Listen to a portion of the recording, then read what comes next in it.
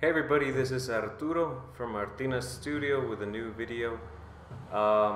This one is a completely different topic that I wanted to tackle that I've been going through in my head. I mean, I've been considering this for a few days now. And I'll be talking over these making of videos I did of the villains of my project, Jason contra Gigantes. These are the seven deadly sins and their interpretations in their first stage. And at the end of the video, I'll show you the complete lineup of all seven characters, then how they look in their second stage of transformation, and then how they look in the third stage of transformation. And after that, I'll show you some more recent pencil sketches I did of these characters that are better interpretation in my head. But I'm sharing these regardless. You'll see how I work these from start to finish. But anyways, the main topic of this video is I'm wondering of what's best. I mean, what's the best choice between either having a defined art style or basically just doing any art style under the sun, you know? Because there are so many different types of artwork and art styles out there that we can become inspired by, and that can give us an idea that, yeah, this is what good art looks like. This is what a good artist does. And in our lives, in our artistic journey, we can have a list of artists that we admire that can become a very big influence in our artwork. Sometimes too much of an influence, where we start becoming a bit of copycats, you know, and our originality or our unique voice is lost in the shuffle. And this is, I mean, I don't know what you guys prefer, but like I said, I'm starting to think that having a defined art style is the way to go, because I keep thinking of artists that inspire me, like, for example, Joe Madureira, Joe Mad. He's a comics artist that now owns a video game company, and they're working on the Darksiders video game. I don't know if that was released already, but he has a very unique art style. He started out in comics. I was first introduced to his comic book work in the mid-90s, I think, and it was so cool. I mean, it's such a unique art style, so dynamic and full of life and badass. You know, almost every character he draws looks badass. Every woman he draws looks super beautiful and sexy and attractive. But like I said, he has the unique thing that he has his own style. He has obviously been influenced by anime and other artists like Neil Adams, I think, and other people like that. But you can distinctly recognize his style, and you can distinctly recognize when other artists are copying it, you know? And but that's the way to go, because like I said, he has like special glasses or a unique filter. What he has is an artistic interpretation. You would love to see, or I would like to see in my own experience, how he sees basically everything or every other thing, either his own unique ideas or fan arts of pre-existing characters like Batman and Superman, or I don't know, let's see how he would draw Silverhawks or the Thundercats or anything, you know. Like I said, his style can be adapted to basically any genre, and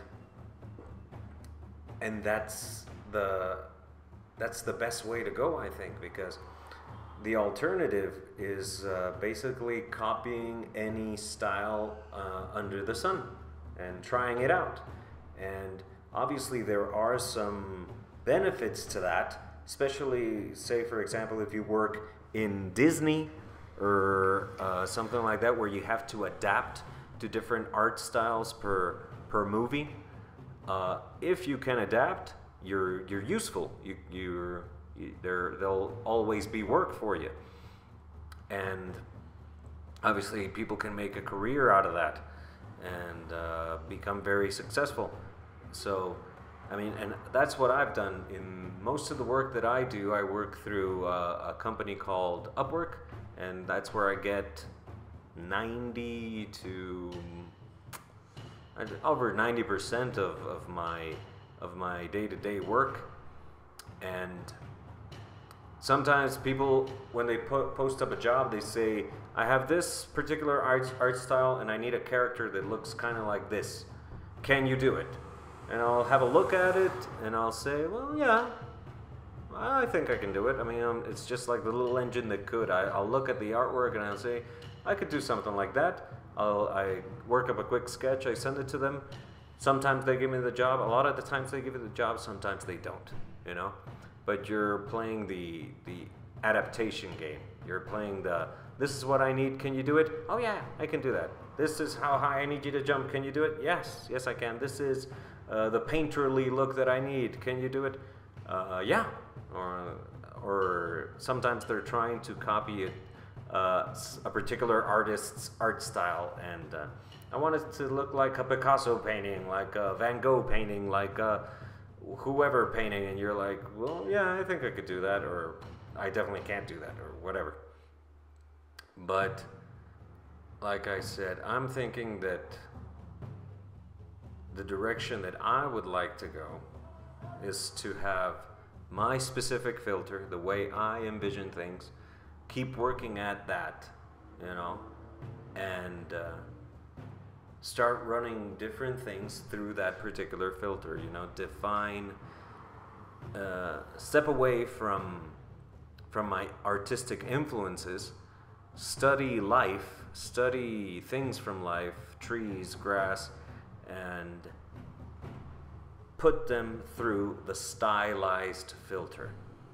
Because there are artists that do the realism art style, but and there's amazing technical ability in doing that, very impressive.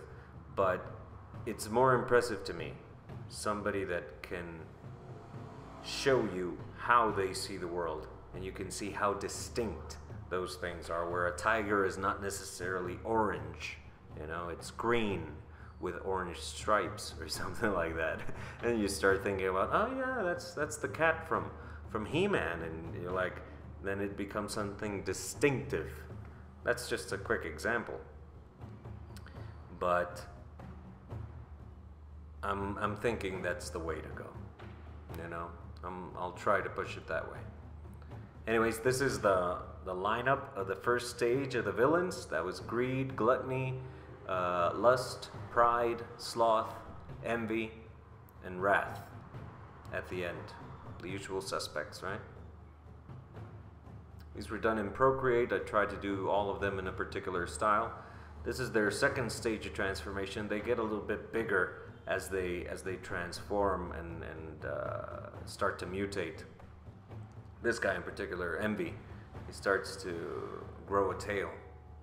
And this guy with big claws and legs. This is their giant form. Obviously, they don't look that gigantic right now, but I wanted to show them full body. And these were done for Inktober last year. I just decided to add a little bit of color and post them up together. And these are the last ones. These is the ones I did like a month ago or a couple of months ago, and I really liked how they turned out. You know, I'm very happy. I think I'm moving a little bit towards my own art style, I guess, but we'll see. At least I hope. You know? Anyways, what do you guys prefer? What do you think is better? To have your own unique art style or to be able to match any art style? Leave your opinion in the comments. I'd love to know. Click on more on these videos if you'd like to see more, and subscribe to the channel. And I'll talk to you soon. Bye-bye.